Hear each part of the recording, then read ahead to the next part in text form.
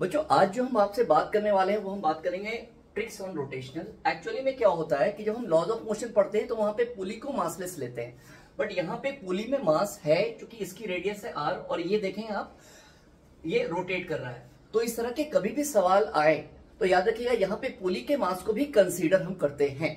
तो हम यहाँ पे क्या होता है, एक बॉडी नीचे की तरफ जा रही है और एक ऊपर की तरफ जा रही है। तो हमेशा याद रखिएगा एक्सेलरेशन निकालने के लिए जो आपके पास फॉर्मूला होता है वो क्या होता है, forward force minus backward force by total मास।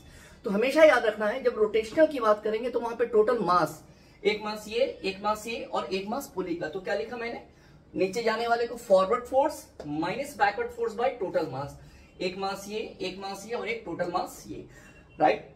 जी को मैंने कॉमन निकाला तो m plus I by R square, this is the mass of the pulley. Similarly इस केस में आप देख रहे हैं आपके पास दो पुली है और एक मास है, राइट।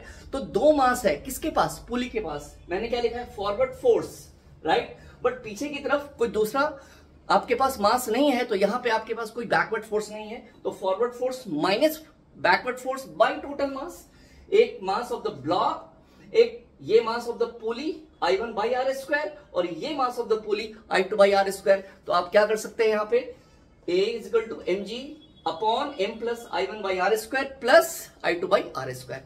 तो ये एक सिंपल सी चीजें हैं, आपको जेई और नीट में इस तरह के अगर सवाल पूछेंगे तो आप बड़े आराम से ये लिख सकते हैं। Okay everyone, thank you.